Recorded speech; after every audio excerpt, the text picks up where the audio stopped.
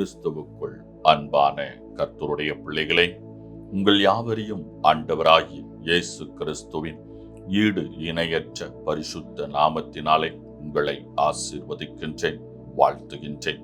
கர்த்தர் தாமே இந்த நாளில் நீங்கள் எதிர்பார்க்கிற நன்மைகள் யாவையும் பரத்திலிருந்து உங்களுக்கு பூரணமாக அருளிச் செய்து நீங்கள் இம்மையில் சுகித்திருக்கவும் மறுமையில் நிலை வாழ்வை சுதந்திரித்துக் கொள்ள அனுக்கிரகம் செய்வாராக.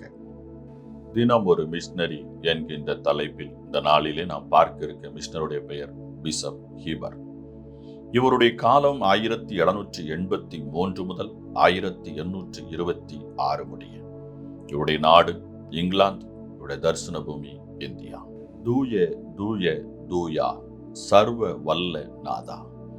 இப்பாடல் உங்களுக்கு நிச்சயம் தெரிந்திருக்கும். ஆன்மீக உணர்வுகளை தட்டி எழுப்பும் அற்புத பாடல் இது. இப்பாடலை இயற்றியவர் பிஷப் ஹீபர்.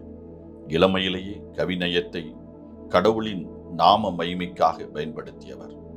இவர் எழுதிய 11 பாடல்கள் ஆங்கில திருச்சபையின் பாடல் புத்தகங்களில் இடம்பெற்றுள்ளன. சபை குருவாக பயிற்சி பெற்று நல்லதொரு ஆயராக ஐரோப்பாவின் பல இடங்களுக்கு சென்று அருமையான பிரசங்கங்களை செய்து அநேகரை ஆண்டவருக்குள் வழி நடத்தினார்.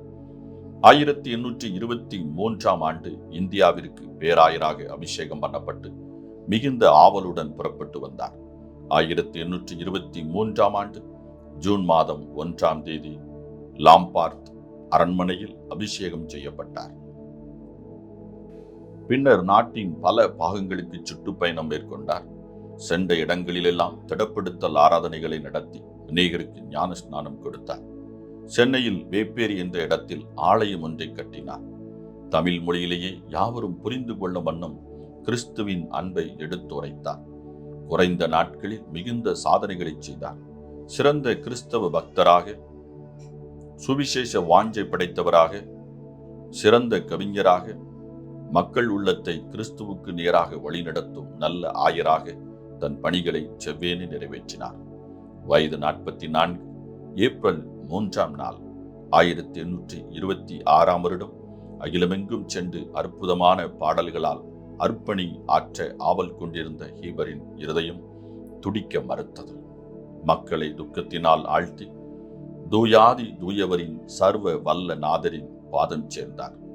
திருச்சிராப்பள்ளியில் இவர் நினைவாக கல்லூரியும் உயர்நிலை பள்ளிகளும் சென்னையில் விடுதியொன்றும் இவர் புகழை அறிவித்துக் கொண்டிருக்கின்றன. பிரியமானவர்களே, காலம் முடிவதற்குள் உம் பணி பெருக வேண்டாமா? ரெஜினால்ட் ஹீபர் இவ்விதமாக சொல்லுகிறார்: பாவக்கண்ணால் உந்தன் மாண்பை காண யார் வல்லோ, நீரே தூயர் தூயர்.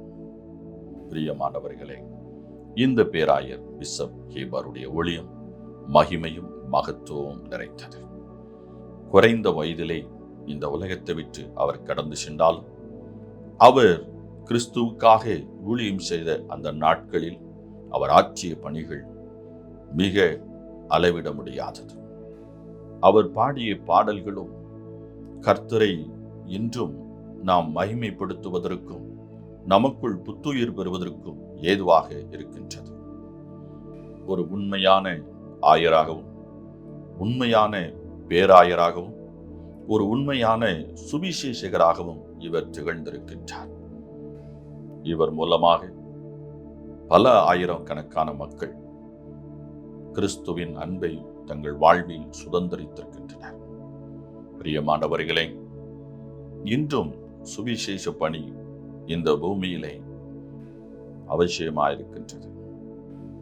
ஆம், கிறிஸ்துவை அறியாத ஒரு கூட்டம் இருளில் வாழ்ந்து கொண்டிருக்கிறது.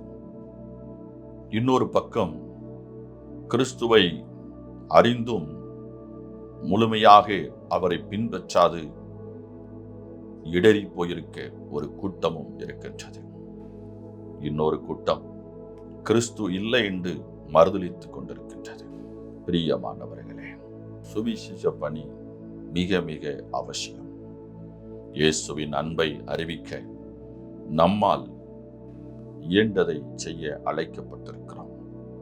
ஆம், சுவிசேஷ ஊழியத்திற்காக ஊக்கமாக ஜெபியுங்கள். உதார்த்துவமான காணிக்கைகளாலே ஊழியத்தை தாங்குங்கள். இன்னும் அதிகமாக கர்த்தர் உங்களை அழைப்பாரானால் துரிதமாக முன்வைத்த காலை பின்வைக்காமல் முன்னிட்டு வேகமாக புறப்பட்டு செல்லுங்கள். கர்த்தர் உங்களை வல்லமையாக எடுத்து பயன்படுத்த வல்லவராக இருக்கிறார். ஆம், இந்த உலகத்திலேயே உன்னதமான பணி சுவிசேஷ பணி, இயேசுவின் அன்பை இந்த உலகுக்கு அறிவிக்கிற பணி. இதைவிட மேலான ஒரு பணி இந்த உலகத்தில் வேறு ஒன்றுமில்லை. இந்த பணியை முதலாவதாக கிறிஸ்து இயேசு செய்து முடித்திருக்கின்றார். அந்த வரிசையில் நாமும் நிற்போம். கர்த்தர் தாமே உங்களை ஆசீர்வதிப்பாராக. இந்த நாளின் தியானத்துக்குரிய வேத பகுதி என்னாகமம் 17-18 அதிகாரங்கள், நீதிமொழிகள் 13, கலாத்தியர் 3-4 அதிகாரங்கள். இந்த வேத பகுதிகளை வாசித்து கர்த்தருடைய ஆசீர்வாதத்தை பெற்றுக் கொள்ளுங்கள். கர்த்தர் தாமே உங்களை ஆசீர்வதிப்பாராக.